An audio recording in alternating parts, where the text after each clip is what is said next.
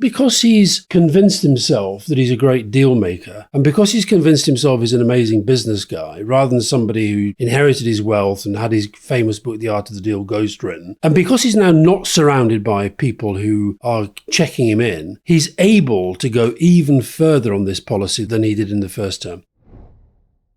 The Rest is Politics is powered by our friends at Fuse Energy. And when you switch to Fuse, you will now receive Trip Plus membership free of charge. That's where you can take advantage of things like ad-free listening, early access to Question Time episodes, pre-sale live show tickets, and more. All you got to do is go to getfuse.com/politics, use the referral code politics when signing up. We will be providing many more offers for members, which I think can be great, including interviews for members only and questions for members only, which I hope you'll enjoy.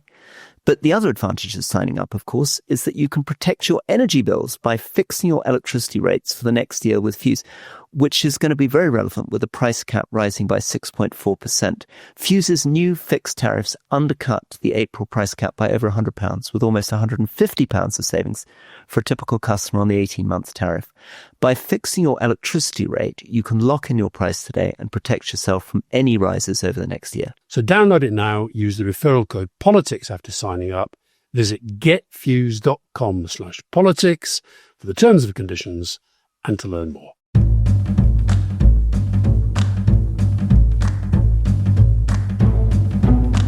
Welcome to The Rest is Politics with me, Alastair Campbell. And with me, Rory Stewart. We're recording this on Tuesday morning. Quite a busy news day, I would say. You've got Trump talking to Putin, and in the UK, we've got some of the welfare reforms being presented to Parliament with the signs that there may be some kind of Labour rebellion, angst, call it what you will. But for the first half, do a couple of deep dives on two subjects that have had a lot of attention, but I think not much kind of explanation. And one is tariffs and Trump's obsession with tariffs, and the other is farmers in the UK and the way that they're feeling about things. So should we start with tariffs? There's so many directions in which we might go. If I can just start with the real basics on tariffs before we get into Trump on tariffs. Essentially, since the end of the Second World War, when the General Agreement on Tariffs and Trade was set up, the conclusion of particularly America, but also its European allies, was that the way to achieve prosperity and predictability and unity, particularly in the Western world, was to go for as much free trade as possible, keep tariffs as low as possible. There were many different arguments for this, but one very fundamental one, of course, is the classic economic argument, which is that by opening up, you allow other countries to compete and produce goods as efficiently as possible and as cheaply as possible for your consumers, and you can then specialize in the things that you do best. And broadly, that's meant over the last decades, manufacturing has increasingly moved to countries with lower wages, particularly, and countries like the United Kingdom and the United States have increasingly specialized in services, most dramatically, of course, professional services, law, accountancy stuff. This is the system that was inherited. This is the system that, particularly when your government was in the 1990s, was really at its height, expanding the World Trade Organization, getting China into the WTO. And then a problem emerged. And the problem basically began from a very strong sense in the US and Europe that cheap goods produced from China with cheap labor had meant that many people in the West, particularly people who were working blue-collar jobs, who didn't necessarily have university degrees, were losing their jobs, and they had a pretty bleak future. And that revealed itself, for example, in huge gaps between London, the Northeast, and Britain, or in the United States between the central Rust Belt of the country and the coast. And that began to increase pressure on politicians to say, okay, maybe what we should do is return to a much older idea, which was really an idea going all the way back to the 1930s and before, which is put up tariff barriers. And maybe if we did so, we could get our manufacturing jobs off the ground. Historically, Rory, there's a very interesting fact here. In the States, between 1798 and 1913, so up to the outbreak of the First World War, tariffs made up anywhere between 50 and 90% of US federal income. Last year, it was down to 1.57%, and 70% of all goods entered into the US duty-free. And that, as you say, speaks to this belief, very widespread across politics and across economics, that free trade is what is best for business and for consumers. Nobody can say we weren't warned about Trump doing this, because in the election campaign, he basically said the purpose of his tariff policy would be to create more factory jobs, manufacturing jobs, shrink the deficit, lower food prices, and subsidize childcare. So I don't know how any of those are doing, but also this is on a different scale. The tariffs he's doing now against China, against Mexico and Canada in particular, but also now going for the European Union as well, which laughably he claims was set up to stiff the United States rather than actually to stop there being any more wars in Europe. But we can come back to that. But I think this is on a totally different scale. But of course, as with pretty much everything that Trump does, there is quite a big lie at the heart of it, which is this when he says that this will make things cheaper for Americans because we're making these importing companies pay to be into the market. And of course, the opposite is the case. This is a tax on the importer, not on the exporter. And I think because he's convinced himself that he's a great deal maker, and because he's convinced himself he's an amazing business guy, rather than somebody who inherited his wealth and had his famous book, The Art of the Deal, ghost written, and because he's now not surrounded by people who are checking him in, he's able to go even further on this policy than he did in the first term. Let's just focus for a second on Trump and his mentality, which is a really difficult thing to do. But as you say, during that election campaign, he is saying two things particularly. Actually, he's saying three things. One of them, as you say, is a complete lie, which is that it would make goods cheaper. But the other two things you pointed out are it'll be good for US manufacturing. So we're going to make our own stuff. We won't export jobs abroad. And secondly, is it's going to raise a lot of money for the government. Now, of course, that is also a problem because you can't do two things at once, right? Either you are importing and charging big taxes on BMWs selling cars from Germany and then using that money to fund your healthcare system, or you're manufacturing the cars in the US, in which case you're not importing cars from Germany and you're not getting the revenue.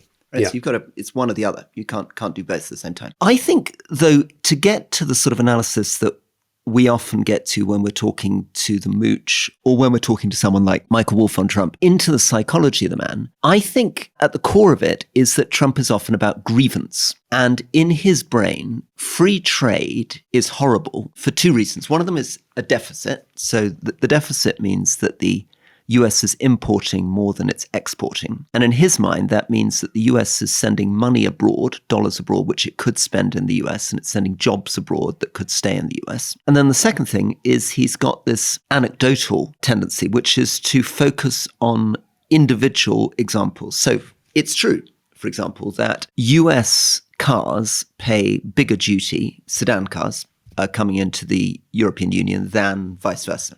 What he doesn't look at is the averages. If you look at the averages, which is what the WTO models, so take into account not just cars, but the fact that actually US trucks are more favored or US soybean is more favored, you end up with a situation where, broadly speaking, across the board, Europe and the US have roughly similar levels of tariff and trade back and forth. But he doesn't want to take that on. And then the final thing is it's a particularly good policy for Trump because it's something that he can do with no checks and balances. He's invoked this crazy Emergency Power Act, which allows him to just announce the tariffs, very, very broad brush. And then everybody gets to come to him and grovel and ask for waivers.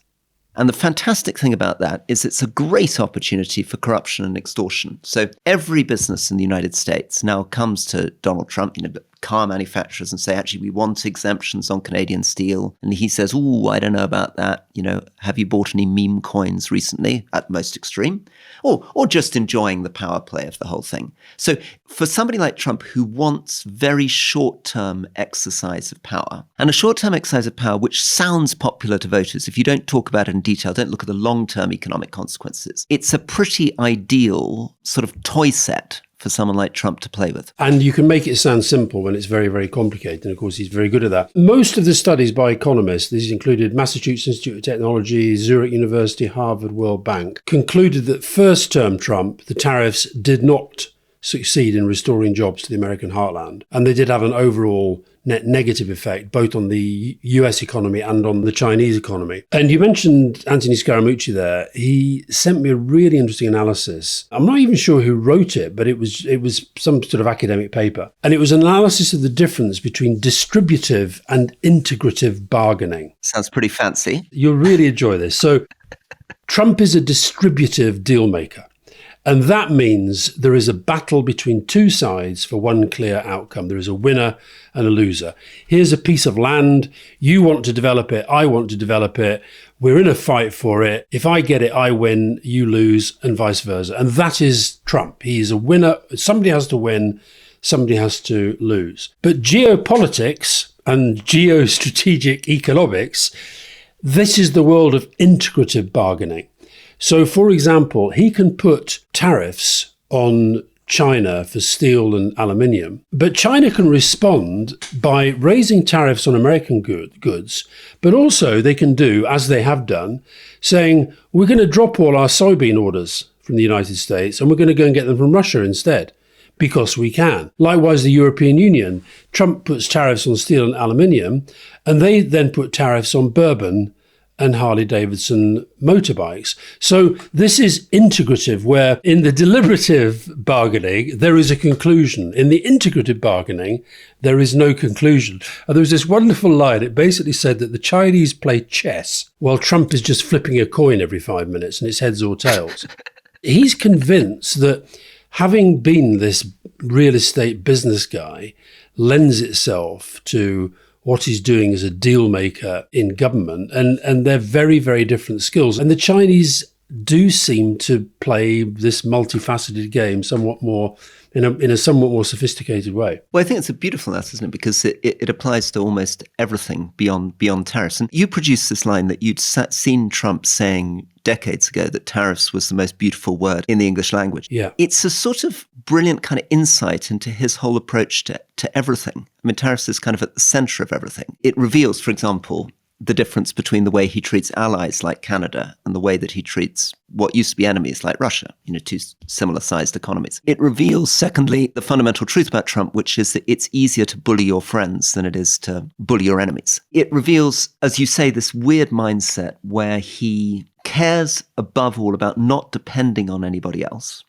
So he wants to be completely independent, doesn't want to be dependent on any other country. And then he wants everyone else to depend on him. So he really wants to be a billion-dollar property developer dealing with a small plumbing company that's doing up some of the waterworks in his building. And he can bully them. Where he has all the leverage. Yeah. Okay, quick sidebar. So there are a couple of things that maybe just to help, which is to understand that there are times when there could be legitimate grievances around free trade, and there could be good arguments for protection. And I'm just going to sort of make the case, the best case I can for Trump, before pointing out why he's screwing it all up massively. So when the WTO was set up, they tried to define what were legitimate sources of comparative advantage. So it's a pompous way of saying, clearly it's legitimate to just work harder for less money to produce goods, because that's being competitive. Other things were defined as illegitimate.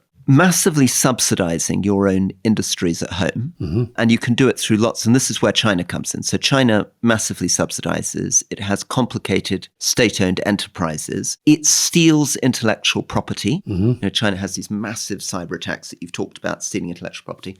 That's unfair comparative advantage. And there you could reasonably say our manufacturers are not competing remotely on a level playing field here. And then there's the third thing that we're going to be increasingly talking about in Europe, which is whether countries should have the same labor and environmental standards. So we're going to get on to farming, and farming's a really good example of this. Is it okay for America to producing chlorine chicken, or for New Zealand to be destroying its landscape in order to produce lamb, or very poor stocking levels, treatment of chickens in Poland coming in cheaply into Britain? Now, in the past, that was considered fair. You could have lower environmental standards, you could have lower labor standards, because that's what the developing world wanted. But increasingly, when people who care about the environment, or farmers in Britain, talk about fair trade instead of free trade, they're talking about trying to level those things up again. And then final example of somewhere where a tariff might work is Biden's CHIP Act. So just occasionally it might make sense not to take a flamethrower but a scalpel to something and say, here's something, advanced semiconductor chips, which are going to be completely vital to the future of US economy and its security. And so we're going to set up a very complicated series of subsidies and tariffs to encourage companies to relocate in the US. Yeah. But you can only do that if there's proper bipartisan agreement. People feel that that policy is going to be in place for 20 or 30 years. It's predictable. Everybody knows what it is. And then the big Taiwanese company will put $100 billion worth of investment into the US. Yeah. The problem with Trump is it's a complete flamethrower. The tariffs go up to 50%. They come down in 36 hours. There's no clarity about which products he's going. Is he trying to support the US car industry?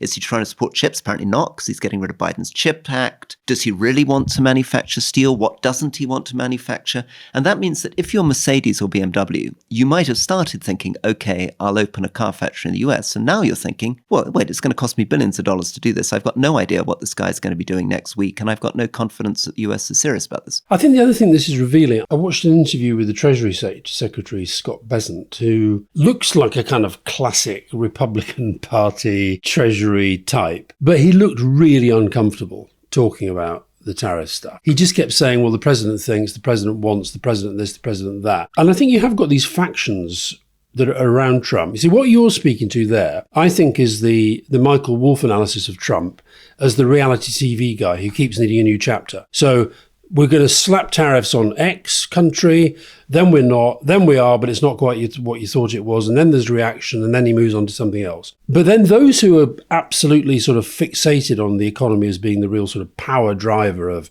American power, you've got Steve Bannon and his crowd who basically think debt's far too high. You know, this will lead to them taxing the super rich, which they don't want, and cutting military spending, which they don't want. You've got Musk and the sovereign individual people who just think this is about cut, get government out of people's life and reduce the debt that way. And then you've got Bessent as a sort of more traditional, probably austerity focused. The other argument that's going on here is whether ultimately this is about creating chaos. So the whole thing of recreating the world order, be that politically, diplomatically, economically, whether this is deliberate because they believe that they have these underlying strengths, which once the chaos starts to settle down, it will leave America in a very, very strong position. Because otherwise, it seems to me there's no real logic to this. You're suggesting that they think that in a very chaotic, uncertain world, the US is likely to come out on top. So it would be a bit like you and I sitting in a building and you kind of set off a bomb in the corner of the building and you calculate that because you're bigger and stronger than me, you're more likely to emerge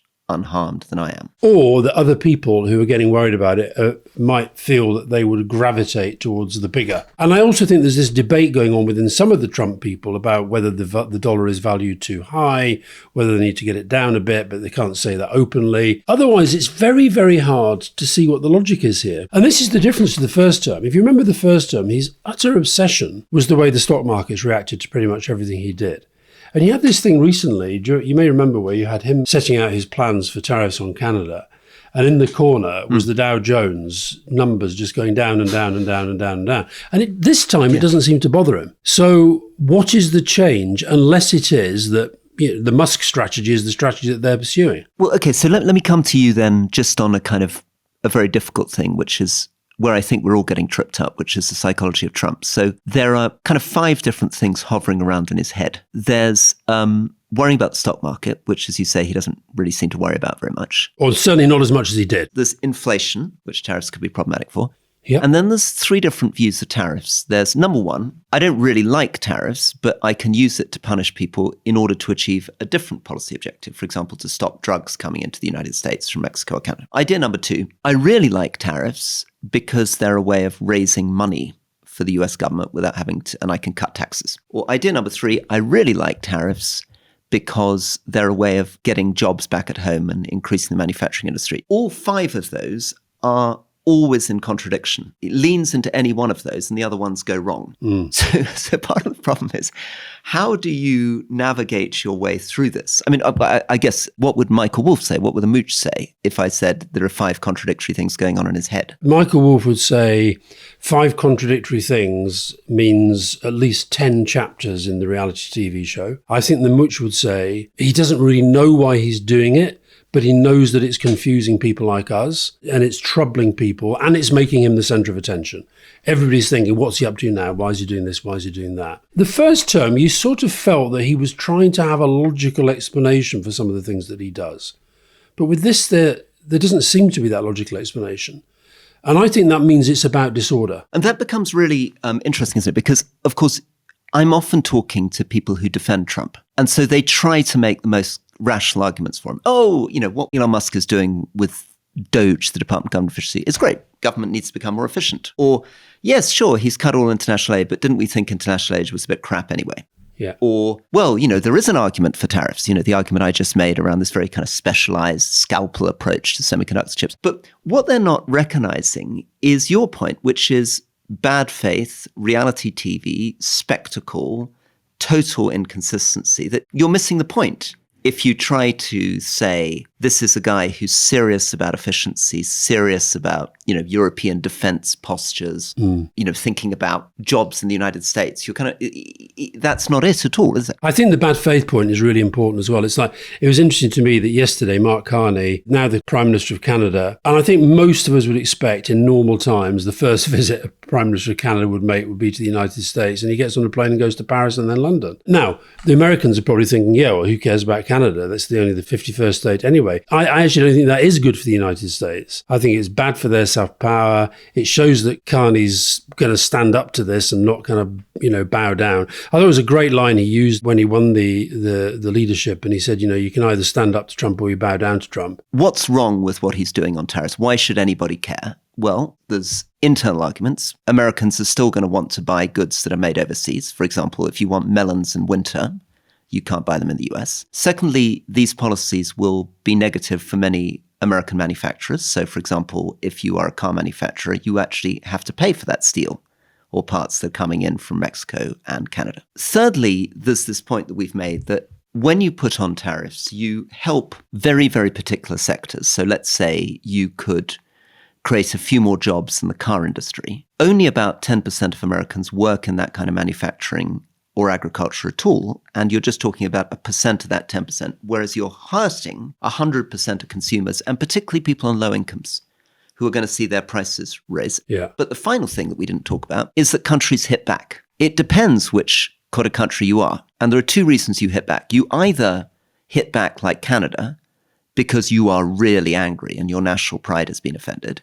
So Canada's hitting back in a way that Mexico isn't. Or you hit back like the European Union because you can. Yeah. Now, the UK and Australia at the moment don't really seem to feel that it's worth their hitting back. They're being hit with the same tariffs. They hope they go away. They don't think it's going to damage their economy too much, and they don't think they can do much to the US. But the European Union and China can really hurt him. And they can hurt him in ways that the pain points are unpredictable. So he may be thinking, okay, I'm going to hurt car manufacturers, Mercedes workers in Dusseldorf. On the other hand, we will be hurting people making Harley Davidsons, hurting people making Kentucky bourbon, will be hurting soybean manufacturers. And then he's really got to worry about the politics of his base. And he's also got to work out, even if objectively, and here, just to sort of put my cards on the table, my hero in this is a guy called Dmitry Grozubinsky, who's been my great briefer on this, who's written the most beautiful book called Why Politicians Lie About Trade. So literally everything I've said to you about tariffs, I've stolen it from Dmitry Grozubinsky, who I spoke to for an hour. But his point is that it's so much more political and so much less economical than people think. Oh, yeah. It's not just about, can the US hurt Canada more? It's about, what is the Canadian capacity for pain? How angry are they? Yeah. How much are they prepared to tighten their belts? And also, to what extent is America dependent on Canada, which for an awful lot of things that America needs for its economy, it is. So, yeah, I think we're both very much with the Canadians on this one. So, Rory, you want to talk about farmers because you've had lots of missives. I've been talking to farmers, some of them my relatives, but also very grateful to the new president of the National Farmers Union, Tom Bradshaw, who's been very helpful in sharing his analysis. I'm going to interrupt you here because you very carefully, and this is you as the government press spokesman, said that you'd been relying on the analysis of Tom Bradshaw. I actually know what this means because I spoke to Tom for an hour yesterday evening, and he revealed that actually he'd been speaking not to you, but to Rory Campbell, your son, so that you're now turning research into a family business. Guilty as charged. I didn't say I'd talked to him. I said he relied on his analysis. I think that's fair enough. Very good. All right, well, you've busted me. So why don't you tell us what Tom Bradshaw says then? Actually, we might get Tom on sometime because you remember we did a very good leading interview with Minette Matters, which went down very well. So he's the new president of the NFU. I think Tom is in a really, really tense, difficult situation because farmers are really under the cosh. They're under the cosh for three reasons. The first is Brexit. And this goes all the way back to leaving the European Union and what the Conservative government did, which already put farmers in a very, very difficult situation, which is they were losing a lot of that European Union support. The second thing is people remember the inheritance tax changes. So farmers who are often on very low incomes can be sitting on land, which because of the increase in land values is worth a lot. They want to pass it on to their family as a family business. They're not trying to sell it for cash, so they never get that cash. But if they're hit with inheritance tax, which they used not to be, but the Labour government now says they would be, would mean they'd have to lose their business or at least sell a lot of it. But the most recent thing is that the Labour government suddenly announced with no warning that they're stopping the central payment mechanism which was supporting farmers, with only about 50% of them in it. This is something called the Sustainable Farming Initiative. You mentioned Brexit. So we had the Common Agricultural Policy. Now, caricature time, that was basically caricatured as a policy created by the French, for the French, because the French farmers are very, very, very powerful. But actually, it worked, despite all the kind of propaganda against it, it worked pretty well for British farmers as well. They were paid a flat rate for every acre that they farmed, and the purpose was to try and keep them on the land and also keep food prices relatively low. When Brexit happened, one of the many, many nightmares, and I remember we didn't talk to him about it in the interview, but I talked separately to Michel Barnier about this, is that working out what would replace the CAP from a British perspective was one of the most sort of thorny issues. And I think that's... CAP, Common Agricultural Policy. Common Agricultural Policy, yeah. That was one of the most difficult post-Brexit debates for the British government, because ultimately once we were out, and it's kind of up to us. And then the budget comes along, and up until the budget, British farmers, they had full relief from inheritance tax for agricultural property and business assets. The budget capped that relief at £1 million, and for anything over, it'd be 20%, and that could be spread out over 10 years interest-free. Now, I think we talked about this at the time, and if you remember, we both said, this has a bit of a feeling to it that I'm not sure this has been thought through. Well, if you talk to the NFU, as you have done, and as others in my circle have done, Rory, their analysis is that, so the government said 27% of farms would be impacted by this.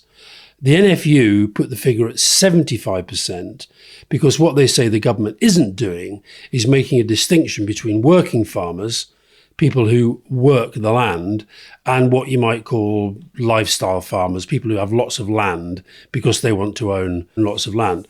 And so when you then get into the kind of profit margins that these guys are operating at, and this is, something that my family members complained about for most of their farming careers, is that they're saying that the tax change resulting from a £1 million threshold would pretty much wipe out the returns that they get, which are already very, very thin. And they think the government, I don't know if Tom Bradshaw said this to you, but they think the government is looking for a way out of this, but looking for a way out that doesn't necessarily present itself as a terrible climb down.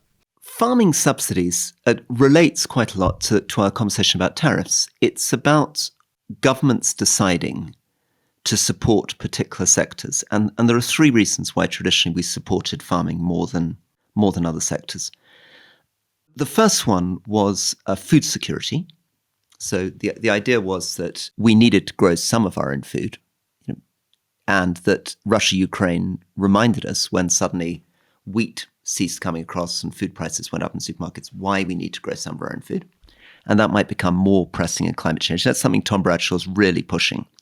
He's saying as we get into a world of national security threats and when we get into a world of climate change, we need to produce more of our own food. And that means being serious about the fact that in the UK, we've taken about 2 million hectares out of production, out of 11 million. Just to jump in there, is that if the government were to tweak this policy and were to, whether it's the clawback scheme that the NFU are talking about, or to tweak it in some way that made it more palatable to the farmers, is it possible that actually the sense of the country needing to go, I hate to say war footing, but in these more dangerous times when we are going to have to become more self-sufficient in all sorts of different ways, whether that is the way that you might be able to do this within that bigger frame? Yes, yeah, I think you're right. I mean, I think that's almost a question bigger for you. So if Labour were looking for a chance to change, that's certainly what Tom Bradshaw thinks the strongest argument should be. Would that seem to you to be the strongest argument? I think it was part of a bigger package, yeah. I mean, I don't think there's a problem in governments changing their minds because of,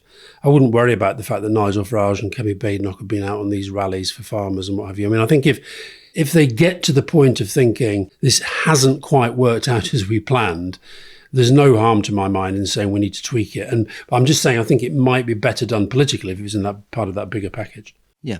Well, there are two other reasons why we subsidise farmers. The second really big reason was environmental. So there was this, when, as you say, the basic farm payment stopped, the payment by acre stopped, we shifted from, when I was the DEFRA minister, I was responsible for the environmental payments, agri-environment schemes under the European Union. And it was billions of pounds a year, but it was still a small percentage of the overall money. Under Michael Gove after Brexit, that swapped to being more than 80% of the money was going in these environmental grants. And the slogan, which you might remember, is public money for public goods. So the idea was going to be that we'll give farmers subsidies, but we're going to give them subsidies with very, very detailed plans on how they're going to improve nature, climate, and other things on their land. Right? And it sounds great in many ways, public money for public goods. There are some problems with it. The first problem is it's these schemes, the more detailed you specify what a farmer does, the more money you have to spend on monitoring and evaluation to check they're doing it. Secondly, the more money out of the money they receive, the farmer has to spend on implementing the scheme. But thirdly, the way they were designed was that you had to bid for them. They were demand-led. So that was easier if you were a really big, wealthy landowner. You can hire a fancy consultant who can put together a really beautiful scheme describing everything you're doing with your hedgerows and your birds and your nature. If you were a small upland farmer, you were already locked in quite a complicated previous scheme, which was very incompatible with the terms of the new scheme. And in the case of most of them, they never made the transition. And they were supposed to be getting into this thing called the Sustainable Farming Initiative. So most of their money was meant to be coming for this new environmental scheme. But only about 50% of farmers made it in, and far less than 50% of the small upland farmers. And those guys are now in real trouble. So they've lost the Pillar 1 payments. They've lost their basic acre payment. They're no longer going to get their environmental payment. Effectively, they're going to get no subsidies at all. Now, why does that matter? Well, it matters because the farmers that I represented in Cumbria are often on incomes of £16,000, £17,000 a year. They've got farms of, some of them 100, 200 acres. My friend Steve Pattinson in Bewcastle, I think at one point had 67 cows. Now, if you're a crazy free market Tory like Liz Truss, who was my boss, she would say, well, I don't care. Why should we be subsidizing these people? But the reason why we did it is the third reason we haven't talked about, which is community, culture, heritage, landscape, schools. So what is Steve Pattinson doing? He's not just farming the land in an area where his neighbour Trevor Telford has been there for literally 600 years. It's their kids that are in the Bewcastle Primary School keeping it alive. It's their tractors which are clearing the snow off the roads. It's their money which is spilling through into the wider economy, supporting fence contractors, drivers. There was a study in Wales that suggested that for every £1 of direct payments to a poor rural farmer, £9 goes into the broader economy. So really, what we need to get back to is what the Welsh and the Scots are still doing. They're still doing basic farm payments because they still care about small farmers and they still understand rural communities. Yeah, I hadn't quite realised just how tight these margins are that farmers are working to. Average of 0.5% annual return on the value of their land, livestock and machinery. I mean, that's pretty tight. If something comes along that makes that even a little bit harder, then the chances are that you're in real trouble. Just something on the politics as well, Roy, because this is Labour traditionally seen as very much as an urban party in many ways. But Labour, with the huge landslide that they've got a lot of rural MPs now. And these are probably in areas where historically would be conservative, might be at risk to reform. Lib Dems have done pretty well down the years in rural areas, but they've now got a lot of Labour MPs who are under real pressure. And there was an article in the Times recently which was quoting lots of rural Labour MPs saying that they're really struggling when they're going back to their constituents and it's not just the inheritance tax point, it's that broader point that you're making about whether people appreciate and understand the role that they play in broader society. Well, let's illustrate this very kind of direct things. I represented the largest, most sparsely populated constituency in England, most sparsely populated districts, extreme rurality, small community hospitals, tiny primary schools with 11 or 12 people in some of those schools, some of them down to 7 or 8. One of the biggest farming constituencies in the country where all this stuff matters. And who represents it now? Well, it's now represented by a Labour MP, right? A Labour MP, in fact, called Marcus Campbell-Savers. That's pulling through the sort of theme that keeps coming through in some of my reflections on the new breed of the Labour Party, which is they often seem to have family relations to previous MPs. Dale Campbell-Savers was a really, really splendid MP. He did all these local stuff and what have you, but I'll tell you the thing about Dale Campbell-Savers. He was one of those MPs who would get bones and then he would be like a dog with them. He would not let stuff go. And he's the sort of MP we need more of, who just alight upon causes and then they just bombard you. I really like Dale Campbell-Savers. Well, so just to come back to this, so Marcus Campbell-Savers, Labour MP, is now sitting in my constituency worrying about all these same issues of farmers on 17,000. He's not sitting in your constituency, Rory. He's been elected as the Labour MP for your former constituency. It's not your Correct. Constituency. He's been elected as a Labour MP for my former constituency. So he is worrying about all these issues. And the question is, why is the Labour Party not listening to people like him and probably 100 other MPs, Labour MPs across the country? Is it that they've already given up on those seats and don't think they'll win them again in the next election? I don't think they can't be that because there's too many. Or is it that the key policymakers, Keir Starmer, Rachel Reeves, don't really get rural areas? It's not something they feel comfortable with. It's not something they empathise with. I mean, and this is where the farmers get a bit paranoid because they had a really good relationship with Labour before the election. They were really cheered up before the election. And now they're beginning to think that there's something a bit vindictive about it, that the people that Labour are picking on are farmers consistently, and they can't quite understand why this is happening. I don't think they are picking on them. And you're right, by the way, they were very pleased because Keir Starmer went to their conference last year. I think Rishi Sunak sent a video and Keir Starmer made a real kind of big thing about we're going to protect any future trade deals. Farmers are going to be at the heart of it. And he said we would protect the family farm. Well, this kind of goes to some extent against that. First thing I do know, because I've been talking to some of these MPs, they are making these points pretty vociferously. I think they're getting quite frustrated that they don't feel they're being listened to. And this goes back to our interview with Ben Wallace, which when he get banging on about how the Treasury, just once the Treasury's decided something, then. But I think politics on this could come into play. There's no way they've given up on rural seats, because if they give up on rural seats, they're giving up a large chunk of the majority that they're defending. So no, I still think, I said this in week one, I still think this can and should be tweaked at some point. I think the question really is when and how. But right now, the government doesn't seem to want to know. Final one from me. Julian Glover has set up a new organisation, charity called Future Countryside, which is trying to do something very difficult, which is try to explain how we could think about an integrated view of our landscape.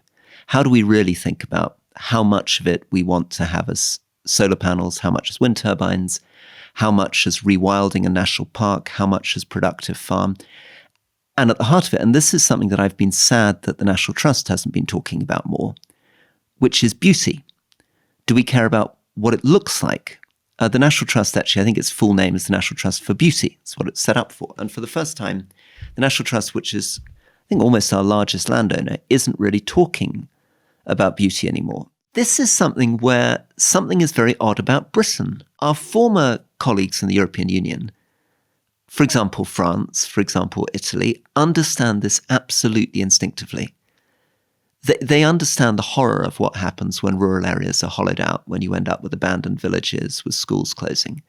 They understand that, yes, it's about national security, yes, it's about food production, yes, it's about the environment, but it's also about heritage, culture, community, everything that areas like the Lake District, Dartmoor represent for people, some of the most precious bits of what it is to be British.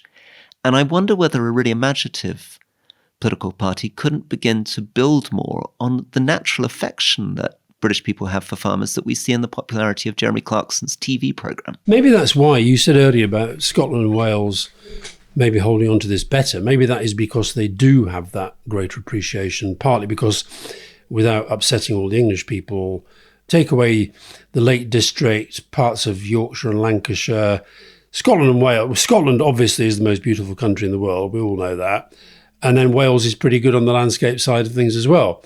So, yeah, interesting. But anyway, thank you very much to Tom Bradshaw for speaking to anybody called Rory this week.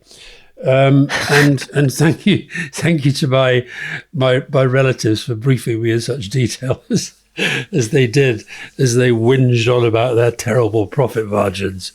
Maybe the link to the next discussion, welfare, is the issue of Labour MPs and the limits of their tolerance. But first of all, if you were still in Parliament now, following the debate as you have done, where would you be sitting on this welfare reform, benefits reform debate? Well, obviously, the odd thing about it is that Keir Starmer is much closer to the old Tory party. I mean, he's basically holding on to a lot of the policies which were George Osborne's policies. But in his proposals last week, and Rachel Reeves' proposals last week, it felt as though they were going even further. So what happened under George Osborne is that universal credit was set up, which was bringing all these different benefit schemes together into a single scheme. But he did it at the same time as he reduced the benefit bill. This was all austerity, trying to balance the budget, which meant for Ian Duncan Smith, who was pioneering this, that he got very angry because he felt that universal credit, which might have been a good idea in theory, which is bringing different benefits together and getting rid of ridiculous cliff edges. In the past, when I began as an MP in 2010, it was true in many cases that it didn't make sense to work because you lost so many benefits when you went to work that it didn't make sense. So universal credit helped to deal with some of those issues, but it happened at a time when welfare collapsed. The exception that Osborne made was in different forms of disability payment, which he broadly uprated with inflation, so that over time you ended up in a situation where your out-of-work benefits were worth less and less, and your disability benefits got more and more.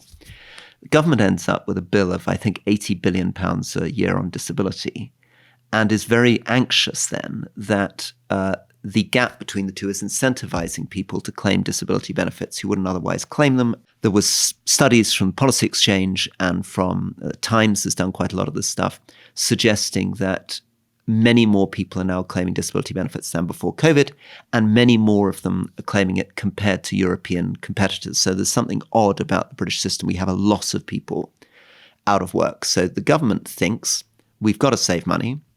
There's something odd going on. And actually, it's good for the economy and it's good for individuals to get back into work. So we're going to try to deal with it by controlling the disability spending. But that means that they've put themselves in a position where they're being, in some senses, more extreme than George Osborne. And that is a big problem for their backbench. Over to you. At this point, I heard Pat McFadden on the media this morning, the Cabinet Office Minister who was sort of put out. Pat's very good at going out when the wicket is very tricky and sounding very progressive and very Labour when being challenged, as you say, from a perspective where people are saying this is something that George Osborne didn't try to do. But there is something really strange. You made this point about the UK being an outlier, an international outlier. What is going on that we're now the only major economy whose employment rate hasn't recovered since the pandemic? And a lot of this is about mental health, mental illness reporting. And we've now got almost 3 million people who are not working and who are defined as long-term sick. It's the highest in the G7. And if you imagine the entire population of Greater Manchester, that is how many people are now defined as long-term sick. 1 in 8 young people not in work or in some sort of full-time learning. So I think there is something going on that we don't fully understand. It's really uncomfortable, isn't it? Because it's also very regionally focused. So in places like Blackpool, it can be as high as 1 in 3 people not working, and down in London South East, it'll be a much smaller proportion. But I'd love to talk to you about this, because this is right at the very, very hard, difficult edge on things like mental health. Obviously, if you are trying to save money and you're in the Treasury, you're tempted to suggest that we're over-diagnosing now on mental health. West Streeting at the weekend said that we were. Now, as I've said to you before, I really worry that mental health is getting driven back down the agenda. This won't be helping. But I think that there is the point that Pat was making this morning, where I have a lot of sympathy, is that the reasons why people end up being signed off sick, the ease with which it is then possible to say, oh, well, I've been signed off sick and I'm not going to get better. And I don't buy this idea of lifestyle choice, welfare benefits lifestyle choice, which I think Osborne used to kind of talk about. But I can see how that can become a pattern that's very hard to break. What it seems to be, what I hope they're saying is that we want to help more and more people break that pattern. But that, on the mental health agenda, that does mean persuading employers that actually discrimination on the grounds of somebody admitting a mental health problem is not allowed. And on the contrary, that people who admit to a mental health problem actually might be a good person to hire back because they're being honest, they're showing resilience, whatever it might be. But I really worry the way mental health's being driven down the agenda again. So there are reports out from think tanks which say things like there's a massive spike in the number of young people being diagnosed with different conditions, ADHD, autism. And that as you get into your teens and early 20s, one of the reasons why a lot of people are out of work is that they have been diagnosed with mental health conditions. And as you say, West Streeting says overdiagnosed. If you have a child or a friend who has one of those conditions, you would feel very, very, very resentful about that. You would think this is outrageous. Basically, what's happening is ministers are coming quite close to suggesting that people are faking it, or that they are claiming that they've got problems that stop them from working when actually they can work. Well, I mean, that has to be what they're saying, right? I mean, that's the bottom line, isn't it? They're also implicitly being very, very critical of doctors and the health service more generally for signing people off too easily. But I think they're onto something in terms of the scale of the problem. But the nature of the debate, I think, needs to be broader and bigger. And how does it work politically? Because the problem politically is that when Tories tried to make these arguments, every single Labour MP, including Keir Starmer and Rachel Reeves, were totally unsympathetic, totally brutal, suggested that any attempt to talk about cutting the bill on disability benefit was offensive to people with mental health conditions, was offensive to the disabled. So Starmer, in opposition, ramped this up, spoke absolutely as though the 2-child benefit cap was the most inhumane thing imaginable. Welfare needed to go up. The Tories were completely irrational and mean. And then they come in and they flip. And that's got to be a problem. I mean, it must mean that his MPs are thinking, well, where are your values? I mean, were you serious about social justice? Was this just a political game against the Tories? Can it really have been true? And this is my question with Rachel Reeves. Can it really have been true that she didn't realise until she became Chancellor that there was a problem with the disability benefits bill, that she'd missed that £80 billion on the budget? And that somehow she thought when the Tories were doing it, they didn't need to do it. But when she comes in, she does need to do it. I mean, what's going on? Just to go through some of the figures that, because I was on the last leg last week, and because the programme is often about disability, I knew this would come up. So I dug into a lot of the facts on it. There are a couple of things that are really worth thinking about.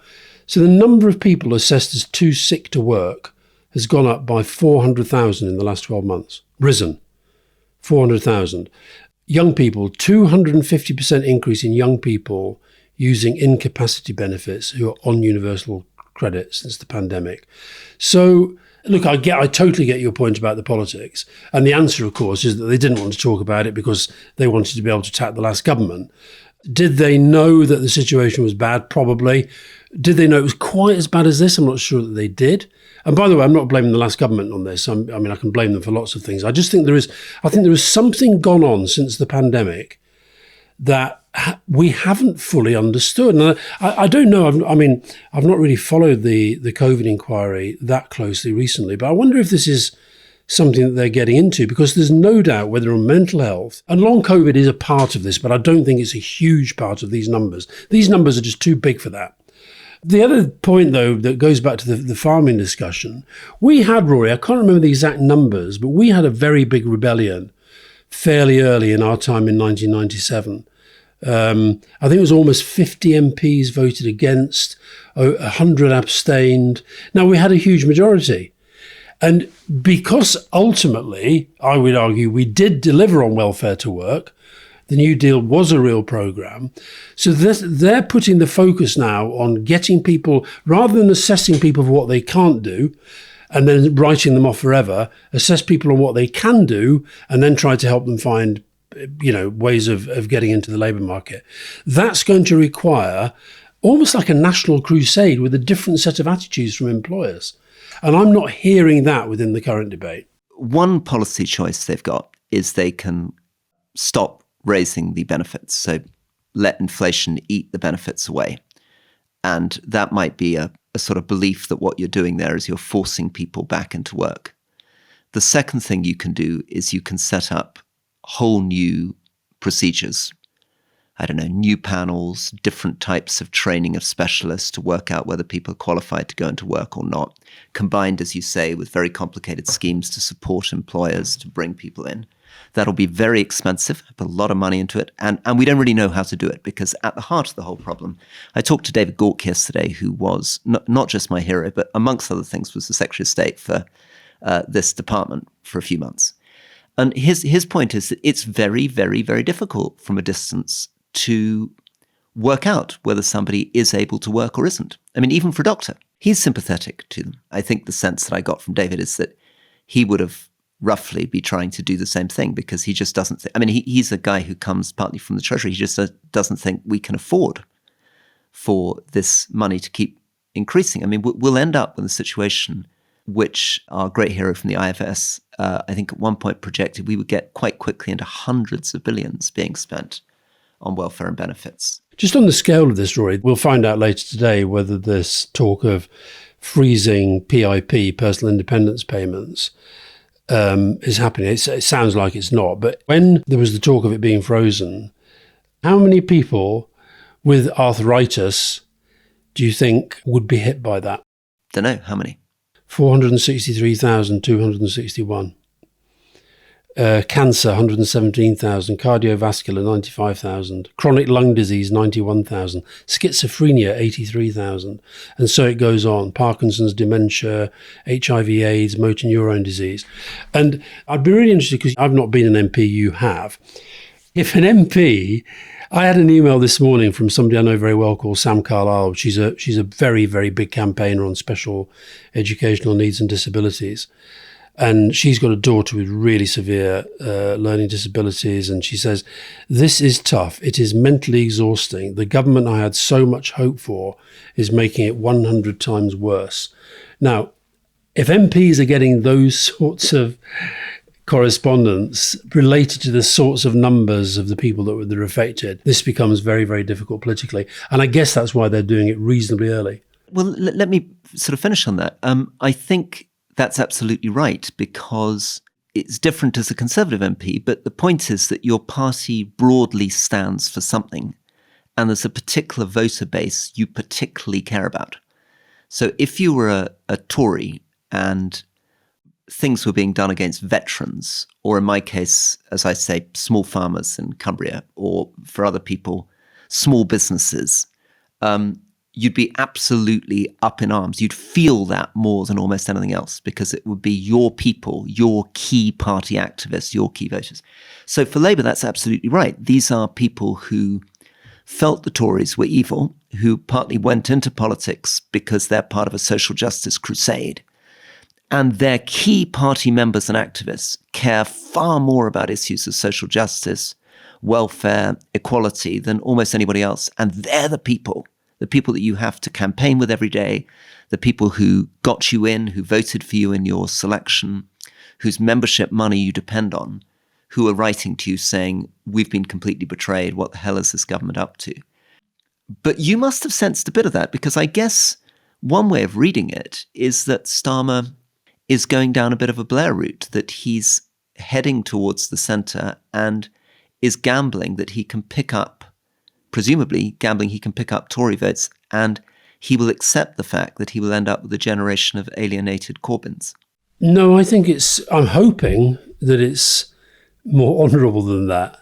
That it's actually, if I can genuinely sort the system and genuinely get people who aren't currently able to working, that will have benefits for them, will have benefit for the economy. And by the time we do get to the next election, overall, our welfare system will be more productive, more economically efficient. I'm hoping it's that. But you watch, I guarantee you, this is going to become Farage's next big cause. Okay, so Farage will now become a campaigner for disabilities and welfare. Yeah, absolutely. Totally outflanking the normal right-left division. Yeah. See you tomorrow for question time. We've got a lot to get through. We've got to do Ukraine, we've got to do Gaza, Serbia protests we were planning to talk about, Hungary protests.